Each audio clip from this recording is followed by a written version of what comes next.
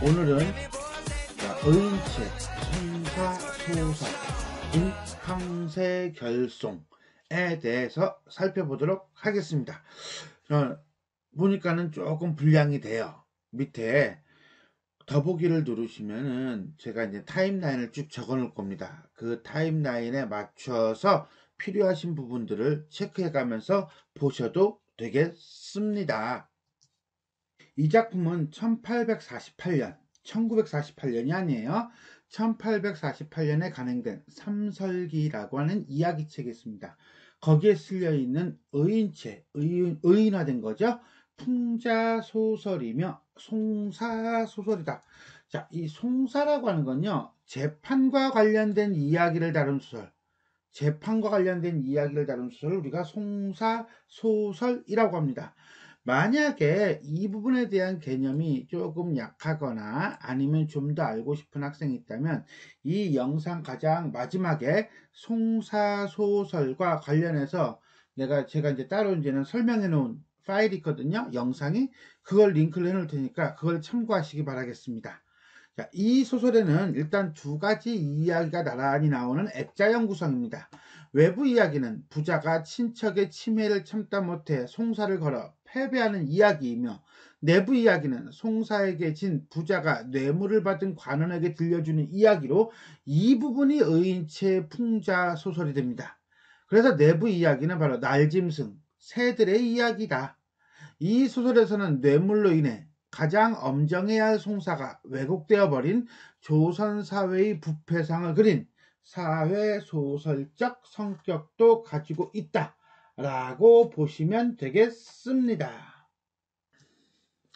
옛날 경상도 땅에 한 사람이 있으니 집안 대대로 오래전부터 조상 때부터 부자로 1년 추수가 만석을 넘더라.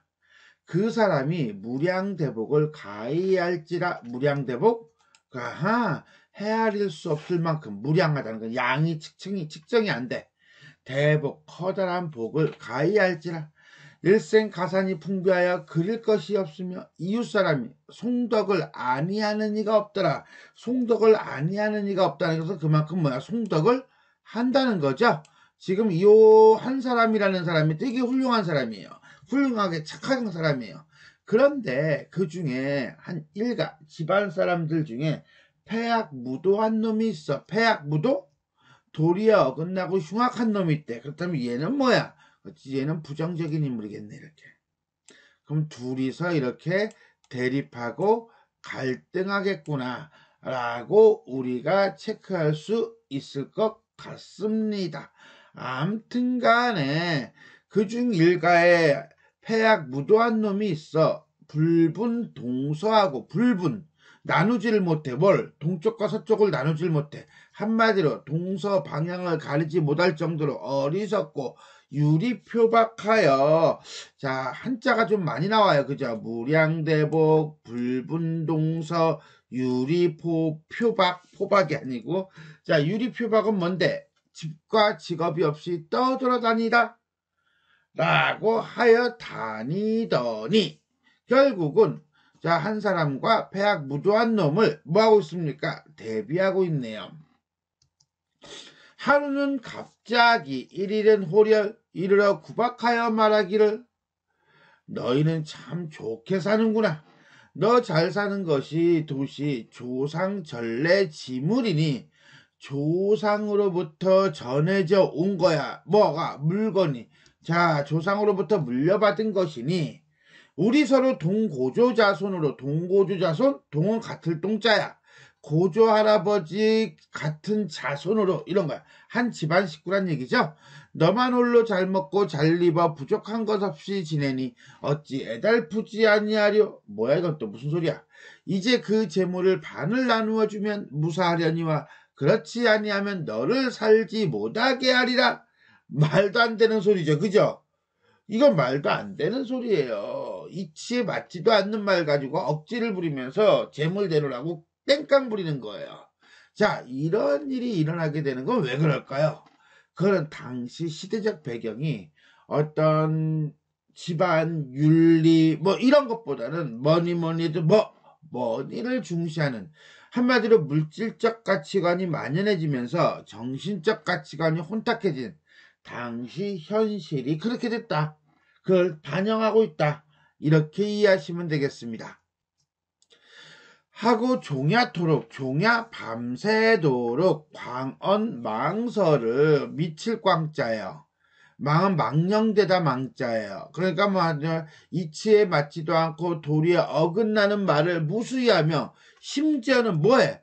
불을 놓으려고까지. 자, 이게 행동까지 하는 거야. 이거는 선을 넘은 거죠. 이거는 선을 넘은 거야. 그래서 보다 못해 동네 사람들이 차마 분함을 이기지 못하여 주인 부자에게 권해요. 뭐라고? 그놈을 그저 두지 말고 관가를 정하거나 가명에 의송을 하거나 하여, 의송하다라고 하는 것은 관에 상소를 내어 다시는 이런 일이 없게끔 함이 좋을까 하노라 라고 충고를 하는 거예요. 한마디로 뭐야? 법으로 해결해라. 저런 놈은 말로 안 된다 라고 마을 사람들이 그렇게 조언을 할 정도로 이 친척의 악행은 심했다. 선을 넘어도 너무 넘었다 라고 보시면 되겠습니다. 하니 부자 이 말 듣고 옳다고 여겨 그놈은 좀처럼 숙이지 못할 거야. 그래, 말로 해서는 안 되는 놈일 거야. 서울로 올라가 형조를 정하여 후환을 얻게 하리라 하고 이놈 그놈을 끌고 서울로 올라오더라. 자, 여기까지는 마을 사람들이 이 친척을 법으로 해결해라 라고 부자에게 권유하는 장면이다 라고 보시면 되겠습니다. 다음으로 넘어가 보도록 합시다. 이 부자는 본디, 자, 요약적 설명인가요? 하양에 있어. 이때 하양이라고 하는 건 지방, 시골 이런 뜻이에요.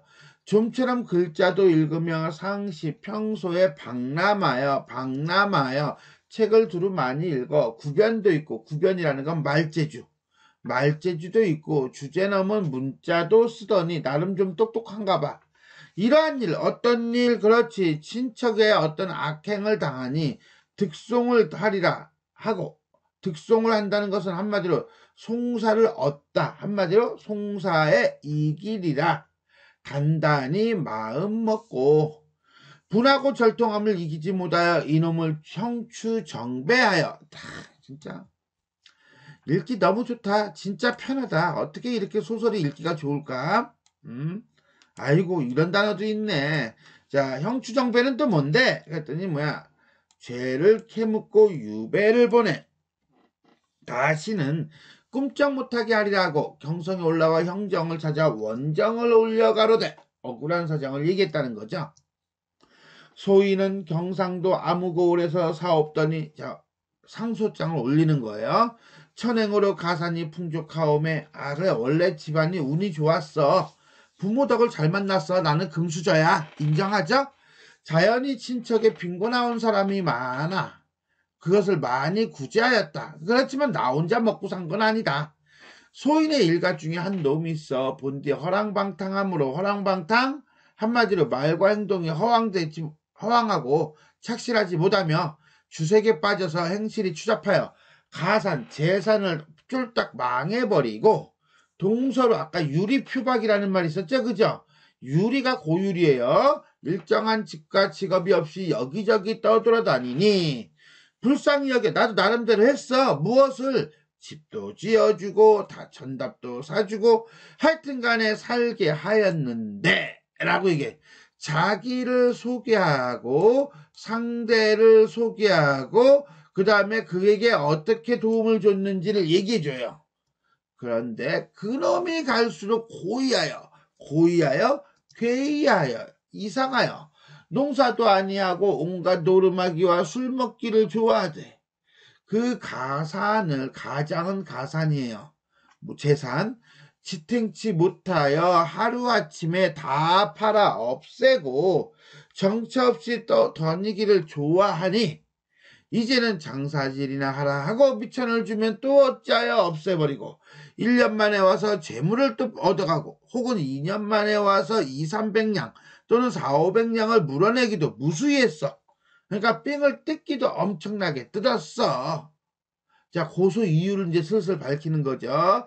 텐션을 조금씩 올려가고 있는 거예요. 요 사이는 더구나 흉악한 마음을 먹고 소인에게 찾아와 발악을 무수히 안고 조금 더 정도가 심해졌죠? 그렇죠. 정도가 심해졌어요. 욕을 막 해. 그러고 난 다음에 재물과 전답을 반씩 나눠 가지지 아니하면 너를 죽여버리라 하고 날마다 싸우며 심지어는 뭐 했어? 불까지 놓았어.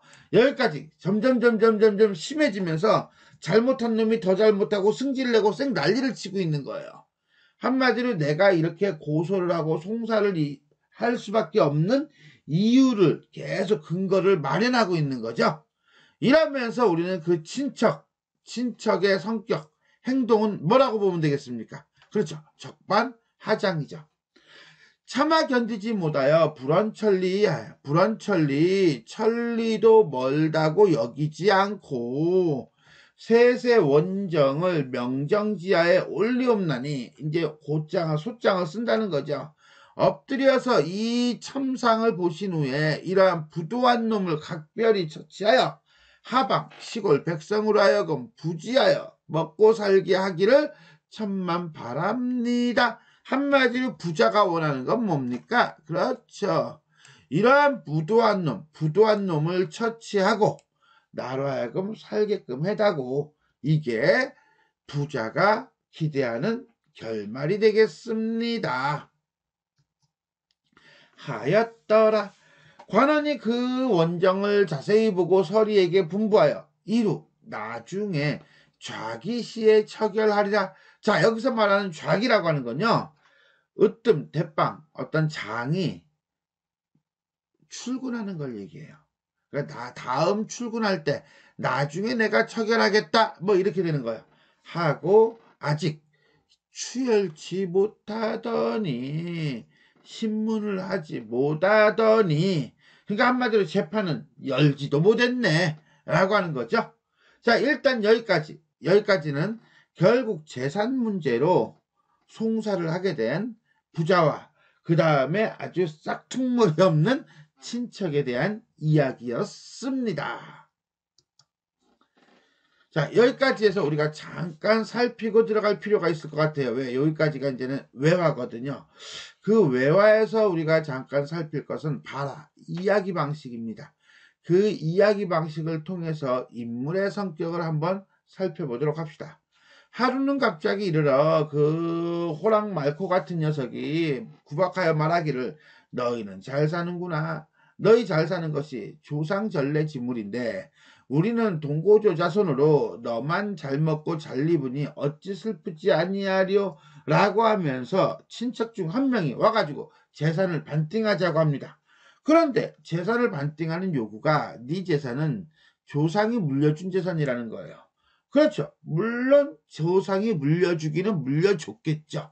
하지만 100%? 그거는 아니라는 거죠. 이걸 밑바탕으로 해서 부자도 나름대로 노력을 하고 그러면서 재산을 불린 거예요. 근데 쥐는 안 했잖아. 쥐는 탱자탱자 놀고 그 다음에 오히려 더 가져갔잖아. 그럼에도 불구하고 이 조상을 핑계로 재산을 달라고 하는 거는 말도 안 되는 뭐라고 봐야 된다. 그렇죠. 어불성설이다 라고 봐야 되는 거예요. 조금 더 봅시다. 소인의 일가 중에 한 놈이 있어 본디 허랑방탕함으로 이거는 부자가 송사에서 쓴 내용이긴 하지만 우리는 이 부자의 눈을 통해서 인물의 성격을 봅시다. 본다면 어때요? 허랑방탕하고 가산을 탕폐하고 이상하고 하는 짓거리마다 농사도 안 하고 노름하고 술 먹고 쌩 난리네요. 그죠? 더더군다나 발악을 무수히 하고 욕을 하고 그 다음에 뭐해? 죽이겠다고 막 쌩 난리치고 심지어는 뭐해? 집에다 불을 놓으려고까지 해요. 이런 점에서 본다면 인물은 어떻습니까? 그렇지. 매우 베리매치하게 무도하고 폭력적인 인물이다 라고 보시면 돼요. 아까 앞 슬라이드에서는 이 폐양무도한 친척의 발화를 통해서 성격을 제시했다면 요거는 제3자 내지는 상대방인 부자의 눈을 통해서 인물의 성격을 제시하고 있습니다. 자, 이번에는 부자를 봅시다. 부자를 동네 사람들이 저런 가만히 두지 말고 송사를 벌여 라고 부자에게 권하더라는 거예요. 즉 무슨 소리냐, 이 부자라는 사람은, 주인 부자는 동네 사람들에게 뭐예요? 인심을 잃지 않은 인물이라는 것을 알 수가 있습니다. 또한 이 장면은 부자의 어떤 송사행위, 소송행위가 개인의 분함으로 결정하기보다는 다른 사람들의 교감을 통한 행위였다는 어떤 행위의 정당성을 확보하는 근거로 작용하기도 합니다. 자, 그렇다면 제3자의 어떤 발화를 통해서 우리가 인물의 성격을 파악했다면 다음은 이걸 통해서 한번 볼 수가 있을 것 같아요. 부자가 쓴 송사예요. 송사를 보면 소인은 경상도 아무골에서 살더니 잠깐 간략하게 소개를 합니다. 그 다음에는 천행으로 가산이 풍족하오매 자연히 친척이 빈곤한 사람도 많이 구제하였다 라고 해서 그동안 자신이 행했던 행동을 제시하고요.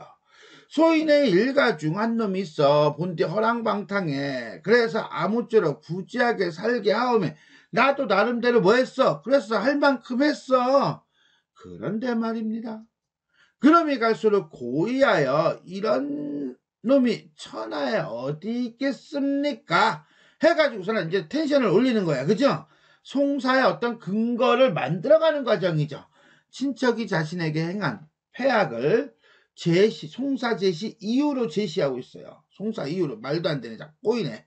자, 그러고 난 다음에 부도한 놈을 각별히 처치하여 하방 백성으로 하여금 부자와 살기 하옴을 천만 바라옵나이다 라고 해서 마지막으로 송사를 통해서 자신이 얻고자 하는 것을 제시하고 있다. 자, 송사를 이렇게 나름대로 깔끔하게 쓴다는 점으로 볼 때, 그죠? 주장과 근거가 명확하고 충분한 설득력을 지닌다는 거예요. 그러면서 감정에만 호소하지 않고 자신의 상황을 구체적이고 솔직하게 전하고 있다는 점에서 상당히 논리적이고 이성적인 인물이라는 것을 우리는 알 수 있겠습니다. 자, 그러면 두 번째, 다음 지문으로 넘어가도록 할게요. 자, 이 작품은 아까 처음에 얘기하고 했었는데 깜빡하고 안 했네요.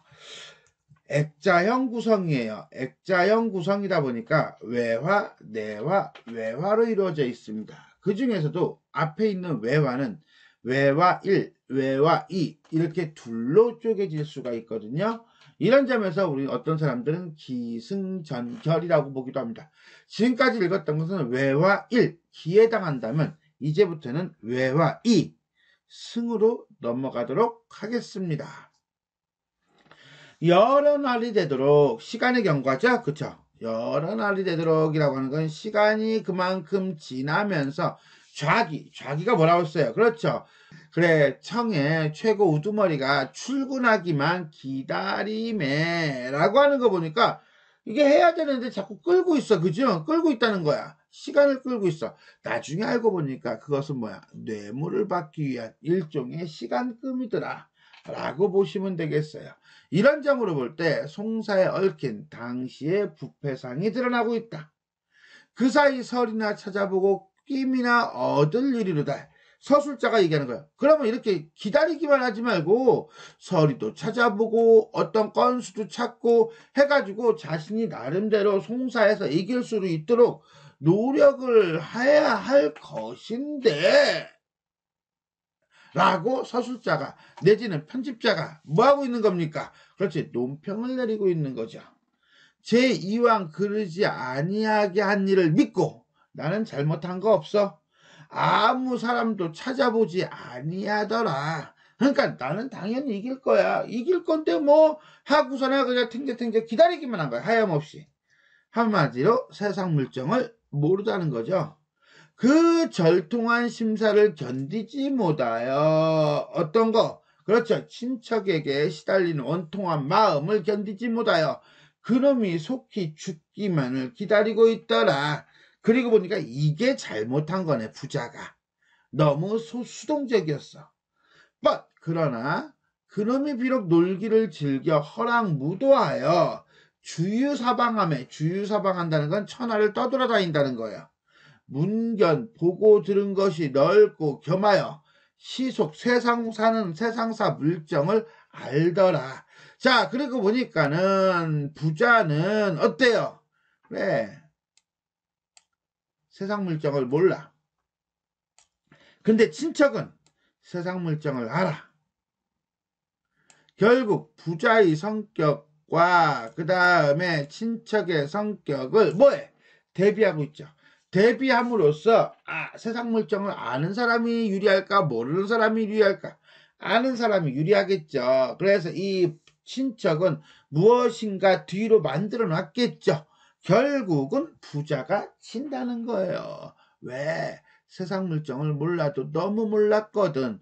자, 이렇게 되는 거예요. 그렇게 함으로써 부자와 친척의 성격을 대비하여 송사 결과의 개연성, 그럴듯함을 부여하고 있다라고 보시면 되겠습니다.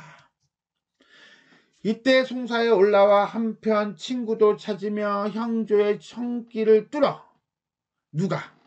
친척이 당상이며 낭청이며 설이며 사령까지 와우 많이도 끼기도 꼈다. 수임하는 송사에 관여하는 관리들이고요.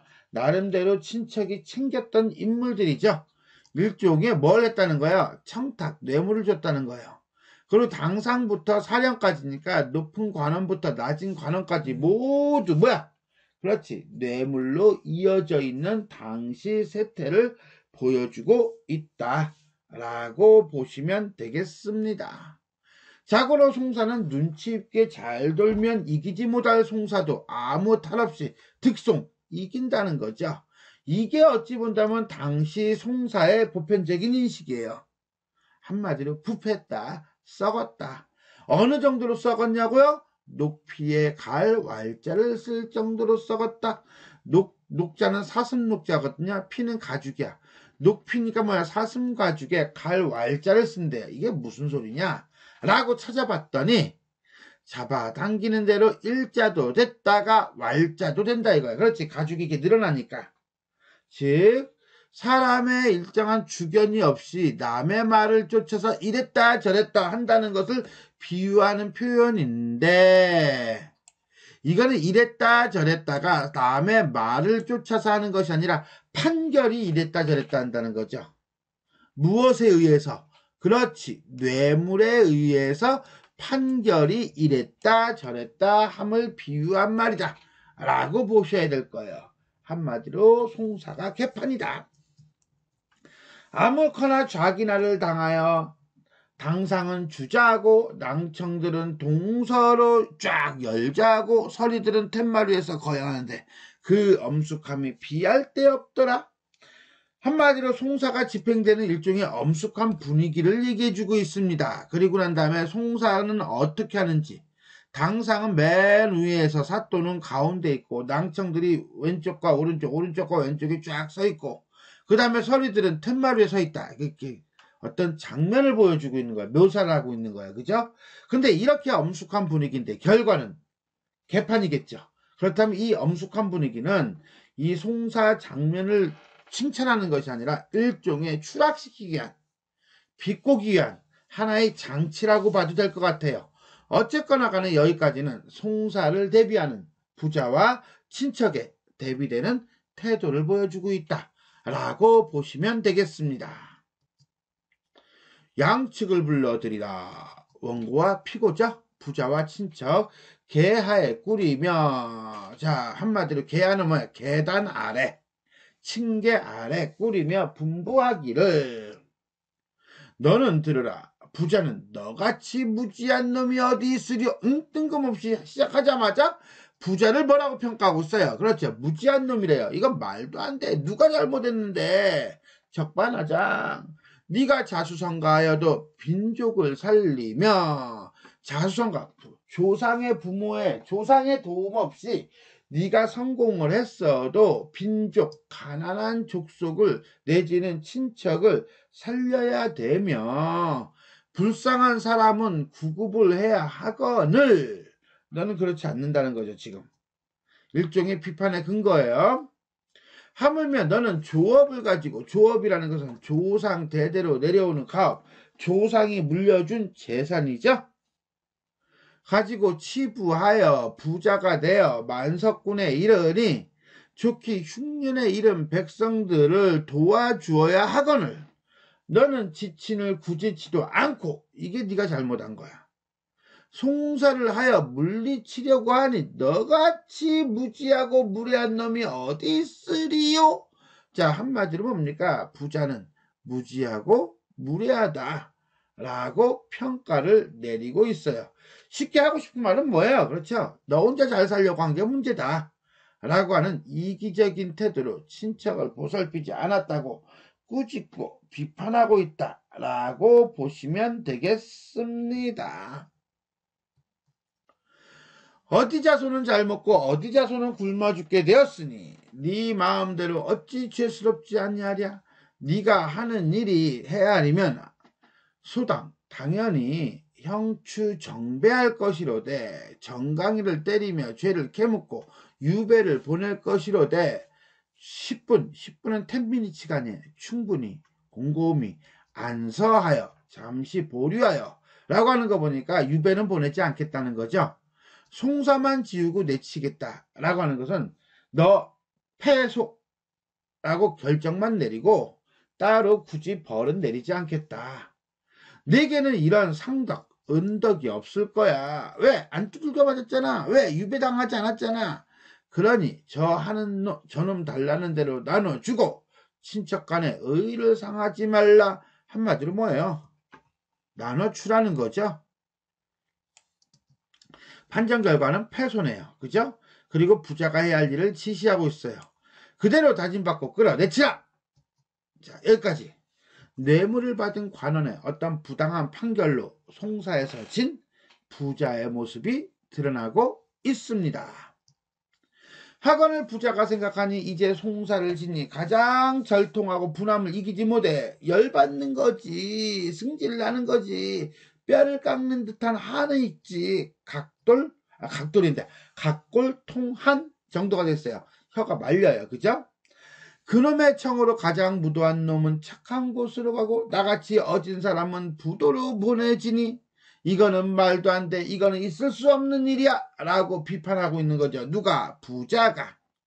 그 가슴이 터질 듯함에 전우사를 고쳐서 다시 고하면 그래 아닙니다. 사또 이거는 이렇고 저렇고 이렇고 이렇습니다 라고 다시 고쳐서 말하면 효염이 있을까? 효염이 있다는 것은 뭐야? 판결이 바뀔까 하여 다시 꿇어앉으며 고하려고 하니 호령이 같아 등을 내친드라. 다시 얘기를 해. 하고서나 나는 뭐야? 이 재판은 잘못됐습니다 라고 얘기하려고 했어. 이 재판은 부당합니다 라고 얘기하려고 했어. 그랬더니 호령이 감히 어디서 시끄러 꺼져 라고 얘기하더라는 거예요.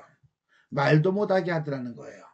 그래서 부자가 생각하기를 내 관전에서 크게 소리를 하여 전우사를 앓으려 하면 필경 관전바락이라고 또 뒤얽혀 잡고 조율을 해. 한마디로 뭐야? 사건의 법률을 적용을 해. 또 그러면 청듣고 송사도 지우는데 무슨 일을 못하며 무지한 사령놈들이 만일 함부로 두드리면 고향에 돌아가지도 못하고 평생토록 멍이 들어 그 다음에 살 것이니 어찌할 것인가? 쉽게 얘기해서 자 송사도 지우는 뇌물 받고 송사도 지우는데 내가 이렇게 아랜들 법으로 적용해. 너 어디 관전에서 함부로 떠들어 라고 하면 그때는 얼마나 두들겨 맞을 거야. 그럼 나는 꼼짝 못하게 죽어. 저거 맞으면 죽어. 이거죠. 부자가 관원의 판결이 부당하다을 알리지 않는 이유가 되겠습니다. 이리 생각 저리 생각 아무리 생각하여도 쉽게 말해서 뭐야? 쉽게 판단을 내리지 못한다는 거예요. 이런 걸 우리가 뭐라고 하냐? 좌고우면이라고 합니다. 오른쪽 왼쪽 곰곰하게 살핀다는 뜻이에요. 그저 송사를 지우고 가기는 차마 분하고 억울하다는 거죠. 애달픔이 가슴에 가득하여 송관을 뚫어지게 쳐다보고, 송관이라는 것은 송사를 맡은 관리를 뚫어지게 쳐다보고, 한마디로 사또죠, 그죠? 열받죠? 문득 생각을 했어. 그래서 이야기나 한마디 꾸미자라고 얘기하는 거예요. 왜 이야기를 꾸며? 그렇지, 분하고, 그렇지, 애달퍼, 열받아. 그래서 이야기를 꾸몄네요. 그 이야기가 바로 이제 좀 있을 내화에 해당하는 것으로 황새결송이 되겠습니다. 조용히 할 것이니 만일 저놈들이 듣기 곧하면, 듣기만 하면 무안할 것이야, 창피하게 만들 것이야, 부끄럽게 만들 것이야 라고 얘기해요. 이것도 역시 마찬가지로 뭡니까? 부자가 이야기를 하는 이유가 되겠죠. 그죠? 한마디로 관원들에 대해 비판하겠다. 돌려서 비판하겠다는 거예요. 일종의 창작 의도죠. 하고 일어서서 계단 밑에 가까이 앉으며 고하여 가로되, 소인이 천리에 올라와 송사는 치고 가옵기야 드름직한 이야기 한마디 있으니 들으심을 원합니다. 제가 이야기 한마디 하겠습니다. 친 건 친 거고. 이렇게 얘기하는 거예요. 관원이 이 말 듣고 가장 우습게 여기나, 저 새끼 뭐라는 거야? 뭐 이런 거겠죠. 근데 평소에 이 관원이 이야기 듣는 거를 좋아해. 그러니까 내치지 않고 한번 해봐 라고 했다는 거예요. 쉽게 얘기해서 어떤 관원이 이야기를 듣는 그럴듯한 개연성을 확보하고 있다. 시골 이야기는 얼마나 재밌는지 듣고자 하나 뒤에 다른 송사가 또 있어. 그러니 제 얘기 듣다가는 계속 밀린다는 거야. 아, 그럼 욕먹을 텐데. 아, 욕먹기는 또 싫어. 그래서 체면을 중시하고 거짓으로 꾸짖으며 말하기를, 네가 본디 시골에 있어가지고 사체 경중을 모르고, 사체 경중? 일이 되어가는 형편의 가벼움이나 무거움을 모르고 관전에서 이야기를 한다는 말도 되지 못하는 말을 하네. 네 원이 그러니 풀어주기는 풀어줄 거야. 하지만 이건 말도 안 되는 소리야 라고 겉으로는 승질내면서 시골 네가 하고 싶어 하니까 내가 시키는 거지 내가 원해서 하는 건 아니야 라는 식으로 얘기를 하고 있습니다. 하니 부자 그제야 잔기침을 하며 말을 내기를 짠. 자, 여기까지 송사에서 진 부자가 이야기를 통해 관원에게 무안을 주려고 하는 장면이 되겠습니다. 자, 여기서 부자의 어떤 갈등 해결 방식이에요. 우의적 말하기라고 했지? 이야기예요. 그렇죠? 얘는 지금 분해요. 열받았어요. 애달퍼요. 자, 이게 기본 심리야. 그러니까는 가만히 있으면 안 될 것 같아. 올라가서 한바탕 하고 싶어. 그런데 뭐해? 이야기나 한마디 꾸며내요. 그래, 니네들 부끄러움이나 한번 깨달아라 라고 얘기한다는 거예요. 됐어요, 여기까지? 자, 일단은 가장 큰 갈등은 부자는 누구하고 누구의 부자 갈등이죠? 그렇죠. 부자와 친척 간의 갈등이에요. 부자와 친척 간의 갈등은 진짜 FM대로 정상적으로 재판을 걸었습니다. 근데 그 재판이 어떻게 됐어요? 패소를 했죠. 패소한 것도 부자가 질만한 사유가 발견돼서 패소한 것이 아니라 뇌물이라는 부당한 방법으로 패소를 한 거예요. 그러니 부자는 당연히 그걸 인정 못하죠. 그래서 부자는 자, 우회적인 방법이기는 하지만 자신의 무고함을 밝히고 판관의 판결이 잘못됐다는 점을 지적하고 있습니다. 아까 재판을 걸어서 하는 첫 번째 시도 방법이 더 적극적이라고 한다면 이것도 나름 적극적이기는 적극적인 거라고 보시면 돼요. 그냥 물러나지는 않았잖아요. 송사는 치고 가옵거니와 드름직한 이야기 한마디 싸우니 들으심을 원하옵나이다. 그리고 난 다음에 뭐예요? 자, 이야기 듣기를 좋아하는 거로 시골 이야기가 재밌는가 하여 듣고자 해서 들었어요. 관우는 송사에서 진 부자의 청이 우습기는 하지만 그저 이야기를 듣기를 좋아하는 성격인데다가 시골 이야기가 재밌는지 싶어서 이야기를 허락합니다. 그리고 쭉 이야기가 시작돼요. 그러고 난 다음에 이야기가 다 끝나고 난 다음에 마지막에 어떻게 결정나느냐. 소설은 이렇게 끝이 나요. 대답할 말이 없어 가장 부끄러워하더라. 결국은 부자의 이야기가 소설 마지막에서 부끄러움이라고 하는 걸 끄집어낸다는 점에서 볼 때 부자의 의도가 성사되었음을 우리는 알 수가 있겠습니다. 자, 이렇게 해서 우리는 황새결송이라는 소설의 전반부 외화 부분에 대해서 살펴보았습니다. 자, 그럼 이제 본격적으로 내화 부분으로 들어가도록 하겠습니다. 자, 이제는 기승전 내화로 들어가 볼까요? 내화에서 이제 본격적으로 황새가 송사를 결정짓는 장면이 나오는데 이때는 이렇게 이제 외화와 내화와 외화를 대비하면서 보는 것도 좋습니다. 옛날 옛적에 꾀꼬리와 뻐국새는 부자와 대응되고요. 따오기는 친척과 대응됩니다. 자, 여기서 우리는 알겠죠. 그죠? 따오기가 부정적인 인물이네요. 새 짐승이 서로 모여 앉아서 우는 소리 좀. 요걸로 이게 송사의 이유야. 그죠? 자, 다투되 여러 날이 되도록 결단하지 못하였다. 결국 새 짐승이 황새에게 송사를 부탁하는 이유는 우는 소리가 누가 목소리가 좋으냐. 쉽게 해서 누가 노래 잘 부르느냐. 뭐 이런 거예요. 하루는 꾀꼬리가 말하기를 우리 서로 싸우지 말고 송사나 하자. 한마디로 이렇게 싸우는 갈등을 해결하기 위해서 뭘로? 송사로 결정을 한 거지요. 하니 그중 한 짐승이 말하기를 내가 들으니 이때 황새가 관원이 되겠네요. 날짐승 중 키가 크고 부리가 길고 몸집이 넓고 커서 통량이 있으며 그 다음에 범사를 곧게 한다. 즉 하는 일처리, 범사라는 것은 평범한 일, 일처리를 곧게 한다라는 평가가 있어. 그래서 남들이 황장군이라고 부른다. 그래서 황새에게 송사를 맡기자라는 거죠. 평판이 좋아요. 물론 뒤를 보면은 위선적이다라는 것을 우리는 나중에 알게 됩니다. 우리 그 황장군을 찾아가서 소리를 결단함이었다뇨. 새 짐승이 옳다고 여겨 그리로 완전히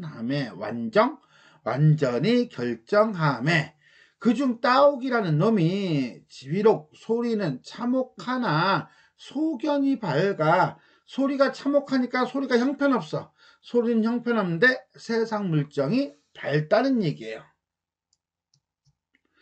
돌아와 생각하되 내 비록 큰 말은 하였으냐 큰 소리는 뻥뻥 쳤으나 호언장담하였으나 새 소리 중 내 소리가 아주 초라하니 자기도 안 해.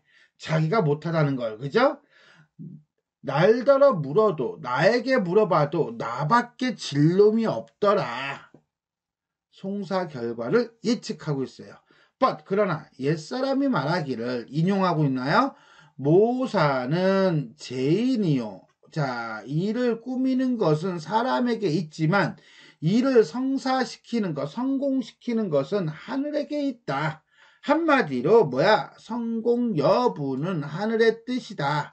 그러니 청을 들어서 부탁을 하면 좋은 일이 있을 것이야 라고 생각을 하고 어떻습니까?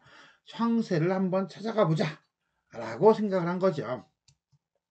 새 짐승이 좋은 울음소리를 가려내기 위해 황새에게 판결을 받기로 한 장면이 되겠습니다. 하고 이에 슬기자존하여 슬기자존 역시 난 똑똑해. 난 잘났어. 나 왜 이렇게 머리가 좋아? 이런 거예요. 한마디로 자신의 슬기에 잘난 척하여 밤이 새도록 시냇가와 논둑이며 웅덩이 개천발치를 휘도록 다니면서 그렇지. 황새가 평소에 즐기는 것을 주워 모았으니 갖가지 음식이더라. 야, 황새가 평소에 즐기는 것을 왜 모아? 그렇지. 뇌물로 주기 위한 거죠. 그게 바로 뭔데?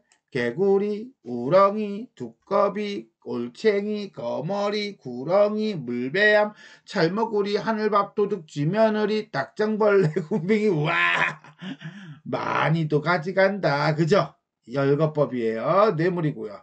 결국 요 장면 어디서부터 밤이 새도록부터 가져가는 장면은 자 따오기가 자신의 이익을 위해서 승리를 위해서 비열한 수를 쓰고 있는 거죠. 딱 누구하고 대응돼? 그렇지. 외화의 친척과 대응됨을 알 수가 있겠습니다. 고주대문 들이다라. 고주대문이라는 건 소술대문. 들이다라 뛰어들어가. 중대문 들어서며 층층대 넌짓이 올라. 구량각 큰 정각 대청 위에 공손히 내려놓고 자 공간의 이동인가요? 급급한 소리로 수청불러 이르는 말이 따오기 문안 아래요 달해 말해달라 하니 이때는 정이 하 4월 여름 4월이 여름이야?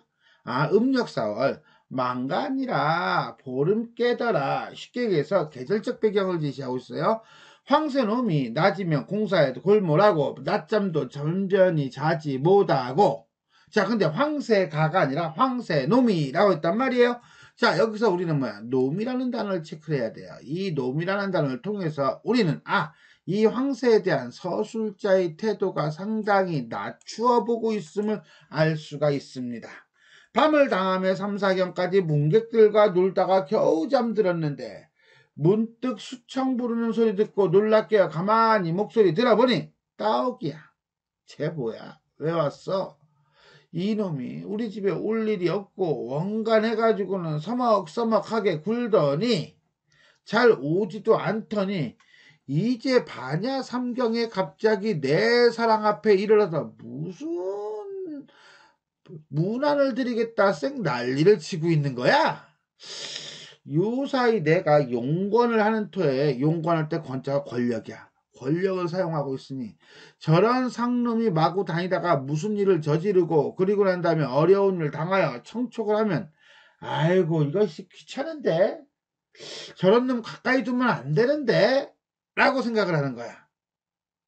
그러니까 저런 쌍놈이 일 저지르고 어려운 일 당하면은 옹색하여 청촉을 하러 왔는가 싶어 하는 거 보니까 황새는 따오기를 상당히 낮춰보고 있는 거죠.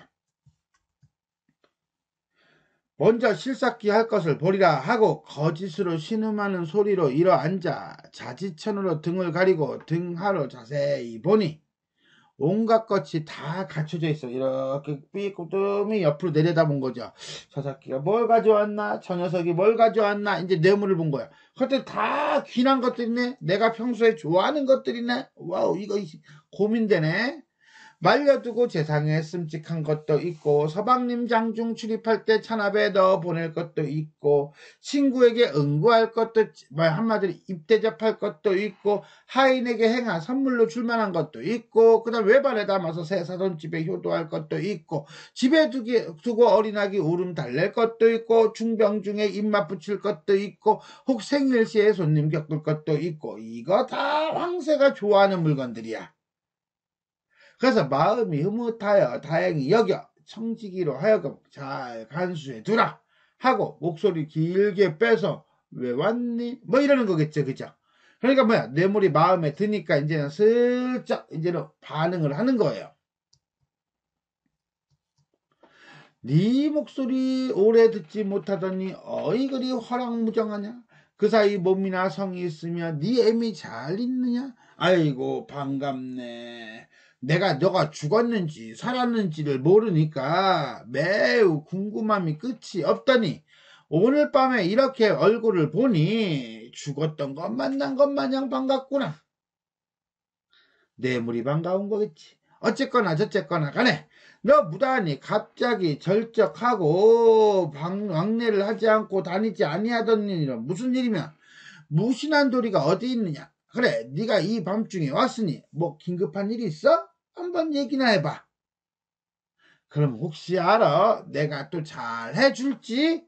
라고 얘기를 하는 거예요.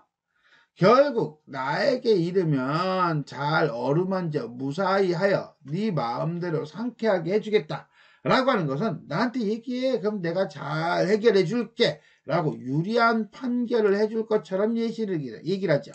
즉 당시 부패한 관리의 모습을 드러내고 있다 라고 보시면 되겠습니다. 아, 이러면 또 따오기 땡큐죠. 얼마나 땡큐야. 진짜 땡큐 하겠지요. 따오기 처음엔 문안들인지 열어야 되고 또 한밤중에 남의 단잠 깨워 괴롭혔으니 만일 골딱지를 내면, 이건 요즘도 쓰는데, 고를 내면, 화를 내면 그 긴부리로 몹시 쪼일까 나름 걱정을 했는데 오히려 그렇지 아니하고 다정히 불러서 반갑게 묻는 모습을 보고 그제야 미닫이 앞에 가까이 나가서 말씀드리기를, 소인이 최근에 사소한 우환도 있었고, 우환이라는 건 근심, 생계에 골몰하여 주야로 분주하여서 오랫동안 문안을 못 드렸습니다. 멍치시네. 이제 와서 문안을 아뢰오니 황공부지하여 아랠 말씀이 없습니다. 다만 급한 일이 있어서, 그게 바로 뭐야? 소리 좋음에 대한 결음이죠.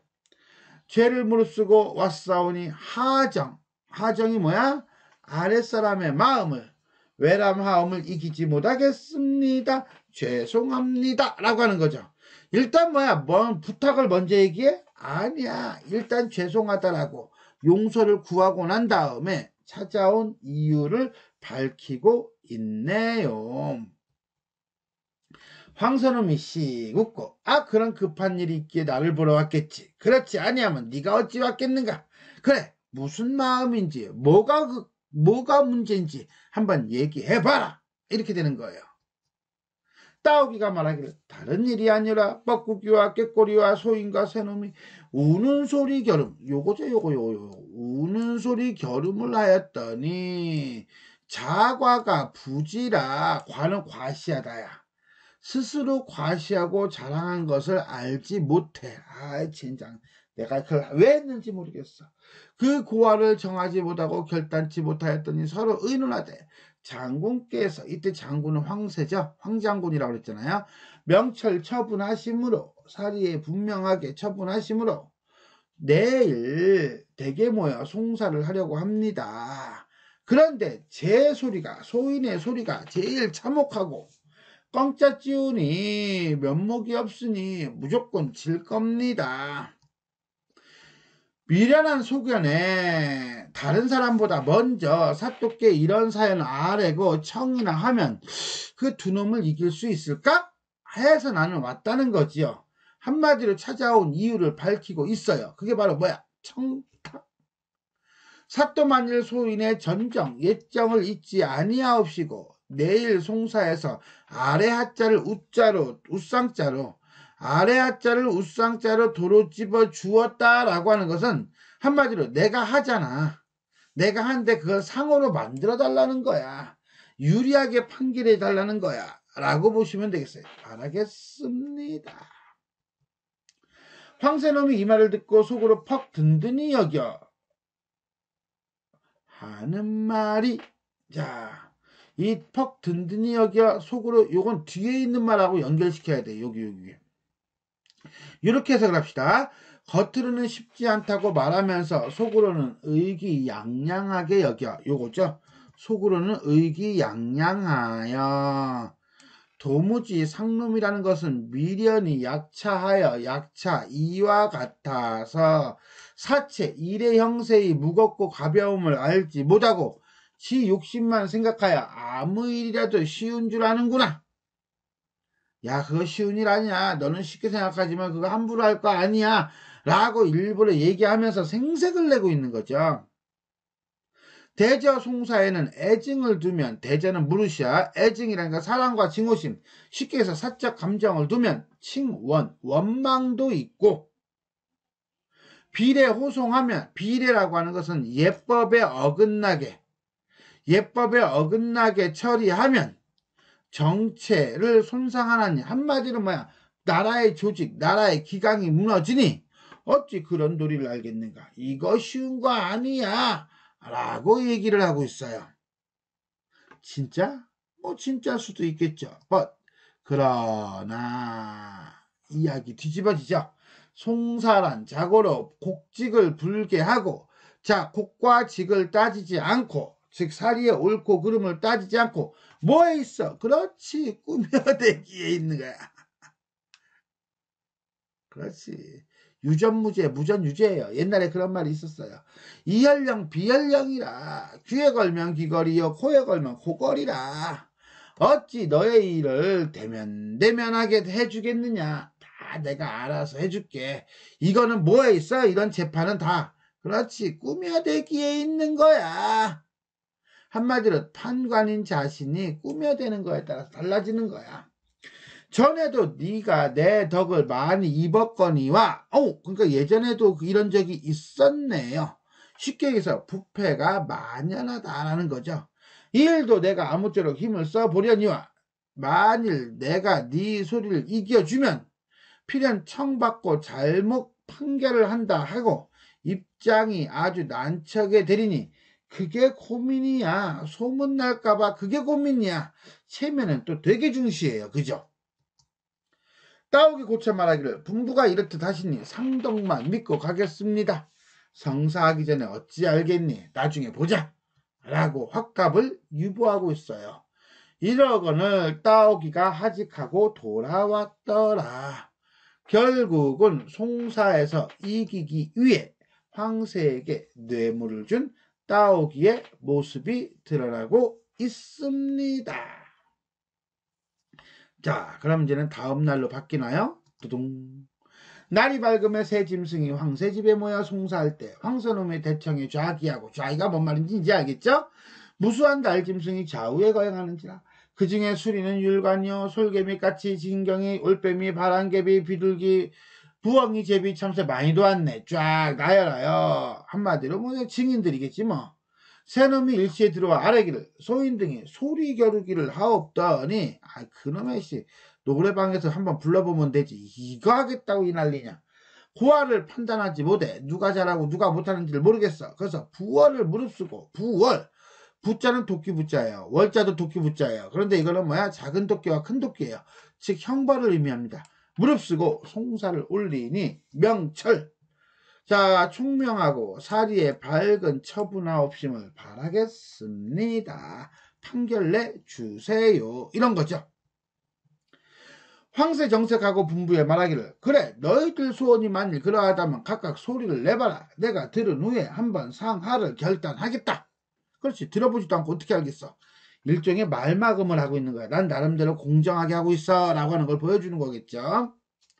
꾀꼬리가 먼저 날아들어 소리 한번 곱게 하고 아래기를, 소위는 방춘화시 호수절에 이화도화만 바라고, 방춘화시 봄을 맞았고 꽃이 필 때, 그런 좋은 시절에 이화, 도화, 백꽃과 복숭아꽃이 만발하고 앞내 버들빛은 초롱장을 들이운 듯, 직유법인가요? 뒷내 버들빛은 유록장을 들이운 듯, 역시 직유법인가요? 그러면서 문장 구조가 비슷한가요? 대꾸법이죠. 쉽게 여기서 비유적 표현을 활용해서 자신의 노랫소리가 아름답다는 것을 얘기해요. 금빛 같은 이내 몸이 날아들고 떠들면서 흥에 겨워 청한 쇠옥성, 옥을 깨뜨리는 소리, 옥을 깨뜨리는 듯한 소리, 한마디로 아름다운 소리를 봄바람 곁에 흩날리며 90충강 화창한 날씨 보낼 적에 누가 아니 아름답게 여기리까 라고 하는 것은 어느 누구도 아름답지 않다고 얘기하지 않을 것입니다. 말이 대대꼬여서 정말 아름다울 것입니다. 뭐 이거겠죠. 황새 한번 들으면 과연 지 말과 같이 힘이 아름답더라. 이때 제 말을 할 때 쟤는 꾀꼬리죠. 한마디로 꾀꼬리의 소리가 실제로 정말 아름답다는 거예요. 그러나 이제 네 소리 참 좋다라고 하면 따오기에게 받은 뇌물을 도로 줄 것이요, 좋지 못하다고 하면 공정하지 못하다고 할 것이니 요거 고민되네, 이런 거죠. 그래서 침음반향에 입속에서 웅얼웅얼거리면서 반나절 동안 깊이 생각하며 제사하여 말하기를, 판결을 하며 말하기를, 너는 들으라. 당나라 시에서 말하기를. 왜 시를 인용해? 뜬금없이. 타기 황앵하하여 막교지 상제라 하였으니 무슨 말이야? 그냥 시를 인용했대요. 요거래요. 꾀꼬리를 날려보내고 가지 위에서 울게 하지 말라는 뜻이래요. 이게 무슨 소리야? 전쟁으로 헤어진 님을 그리워하는 여인의 애절한 심정을 담은 그 시라고 합니다. 그래서 네 소리가 그래 너무너무 슬퍼. 그래서 쓸데없어 라고 얘기한단 말이에요. 우리는 슬프다 안 슬프다가 아니라 아름다운가 아름답지 않은 것만 판단하면 되잖아요. 그죠? 근데 쓸데없이 왜 여기다 이런 것까지 집어넣어서 판단을 하냐는 거예요. 오케이? 자, 사실과는 다른 왜곡된 판결을 하고 있다 라고 보시면 되겠습니다. 꾀꼬리 부끄러워하며 물러나며 뻐국새가 또 들어와 목청을 가다듬고 소리를 묘하게 하여 말하기를, 소인은 녹수청산 깊은 곳에, 녹수청산 푸른물 푸른산 깊은 곳에 만학기봉하고 만개의 골짜기와 1000개의 봉우리, 한마디로 첩첩히 쌓인 깊고 큰 골짜기와 수많은 산의 봉우리가 기이하고 안개 피어 구름대고 구름 걷어 다기봉하니 별건곤이라고 하는 이상세계가 생겼는데, 만장폭포 흘러내려 수정염을 들이운 듯 송풍 소나무 바람은 솔솔하고 노동추야 밝은 달에 섬가운 가냘픈 이내 소리, 5만 가지 수식어를 다 넣어가지고 자기 소리가 아름답다라고 얘기하는 거예요. 만첩산 중에 가금성이 되오리니 아름다운 소리, 새소리가 되리니 어찌 누가 아니 반기리까 반길 것이야 라고 이야기하고 있네요. 황새 듣고 또 제사하여 이르기를, 월락자규제하니 초국천일애라 하였다. 다리지고 두견새가 우니 초나라를 그리워한다라는 뜻으로 초나라의 황우와 우희의 고사에서 인용한 말이에요. 즉 나라가 망할 것을 암시하는 말이야. 그러니 임금의 입장에서는 짜증나겠지. 관리의 입장에서는 짜증나겠지. 그래, 네 소리가 비록 시원하고 깨끗하긴 하지만 아이 너무 근심스러워. 불쌍해. 시원하고 깨끗하면 됐지. 판단은 여기서 끝내야지. 왜 이것까지 집어넣어? 자꾸 왜곡을 하고 있네. 뻐국새 또한 무료하여 심심하여? 아니야. 부끄럽고 열이 없어 물러나거늘. 그제야 따옥이 날아들어 소리를 하고자 하되 저보다 나은 소리도 벌써 지고 물러나거늘 어찌할꼬 차마 남이 부끄러워서 입을 열지 못하나. 그 황색의 약을 먹임을 믿고, 약을 먹였다는 건 뭐야? 뇌물을 줬다는 거야. 청탁을 했다는 거야. 고개를 낮추어 이렇게 쭈그리는 거지. 위축된 거야. 그지? 소리를 한번 말하기를, 소리는 다만 따옥성이었고 달리 풀쳐 구할 것도 없고 그냥 사또 처분만 바라고 있나이다. 뭐야? 소리를 해야지 알지. 소리도 안 해. 그냥 저는 따옥성이에요 이러고 만다는 거예요. 황새놈이 그 소리 문득 듣고 무릎을 탕탕 치며 좋아야 말하기를, 쾌재며 장제로다. 헐. 만족스러우며 장하도다. 음아질타에 일시에 터져나와서 큰 소리로 꾸짖어. 그래서 모든 사람이 자폐하고 있어. 스스로 목숨을 끊어. 이거는 마치 항장군의 위풍과 같고요. 항장군은 항우예요. 장판교 다리 위에 100만 군병 물리치던 장비의 호통소리와 같구나. 네 소리가 가장 웅장하니 짐짓 대장부의 기상이로다. 뭐 노래 소리 하지도 않았는데 무슨 소리를 했대. 아무튼 간에 뇌물을 받고 왜곡된 판결을 내리는 황새의 모습이 드러나고 있어요. 자, 이게 대박이네요. 그죠? 자, 이렇게 처결하여 따옥성을 상성으로 처결하여 주니 그런 짐승이라도 뇌물을 먹은 듯 오결하여, 오결이라는 것은 잘못 결정하여 꾀꼬리와 뻐국새에게 못할 노릇을 하였으니 어찌 안급 자손이 아니하오리까. 한마디로 뭐야? 자손에게 재앙이 미치지 않겠습니까? 미칠 것입니다. 라고 이야기를 해요. 누가 누구에게요? 그렇죠. 부자가 관원들에게 얘기하는 거예요. 그러니까 앞장면까지가 내화고 여기는 결국 뭡니까? 외화로 나와서 부자의 목소리가 나타나고 있는 거라고 봐야죠. 그래서 외화와 내화, 내화와 외화가 이게 딱 끊어지는 게 아니라 싹 묻어 들어가요. 그죠? 오케이. 이러한 짐승들도 물욕에 잠겨 틀린 노릇을 잘해 잘못된 판결을 잘하기로 그놈을 개 아들 개자식이라고 우셨으니 이제 서울 법관도 여차오니 뭐 너희들도 똑같지 않느냐, 부당한 판결을 했지 않느냐, 소인의 일은 벌써 판이 끝났어, 재판은 끝났어, 부질없는 말하여 쓸데없으니 이제 물러가겠습니다. 한마디로 니네들도 개자식이다 이거죠. 하니 형조 관원들이 대답할 말이 없어서 뭐 하더라? 부끄러워하더라. 자, 부자가 이 이야기를 하는 것은 이 형조 관원들에게 무안이나 주겠다라고 하는 것이었어요. 그죠? 결국은 부자의 의도가 성공하였음을 드러내고 있습니다. 자, 여기까지는 새들의 송사를 통해서 형조 관원들을 비판하는 부자의 모습이다 라고 할 수가 있겠습니다. 자, 이렇게 보면 이 작품의 가장 큰 특징이 뭡니까? 라고 한다면 액자형 구성이죠.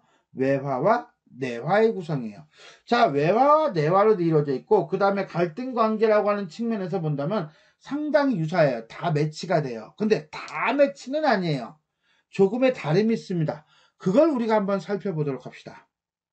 자, 일단은 송사를요. 발생 원인, 제기, 비리, 결과라고 하는 기준으로 봅시다. 자, 그러면 외화와 내화에서 발생을 볼까요? 발생을 본다면요. 외화에서는 친척이 부자의 재산 반을 요구해요. 내화에서는 새가 자신의 목소리가 서로 좋다고 다퉈요. 자, 이쪽은요. 재산을 요구를 하는 거야. 그러니까 이거는 지면 뺏기는 거죠. 그 다음에 이건 옳고 그름의 문제예요. 뭐라고? 옳고 그름의 문제예요. 근데 이거는 가장 좋다고 얘기해요.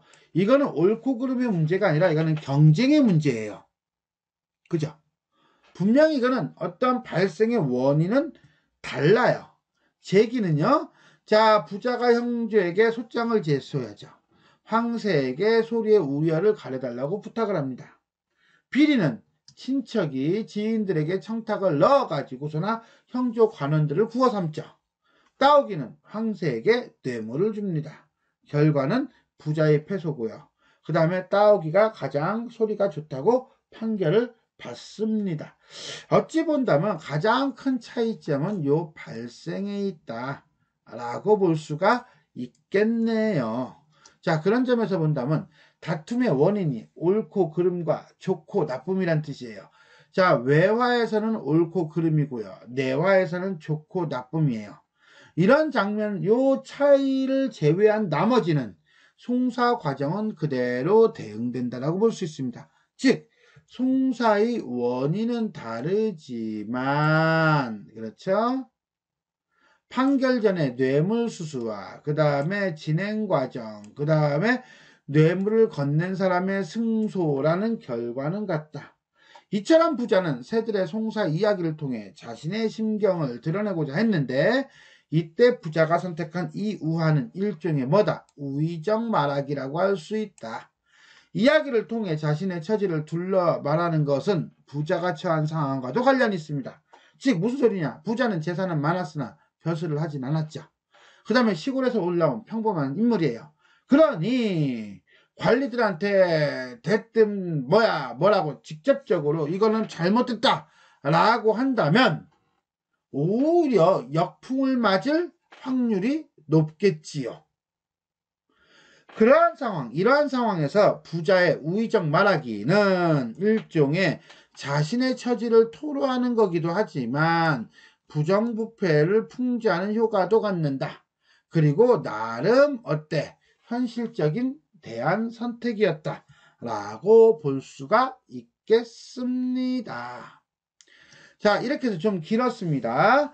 자, 황새결송의 본문 외화와 내화, 그 다음에 외화까지 살펴보았습니다.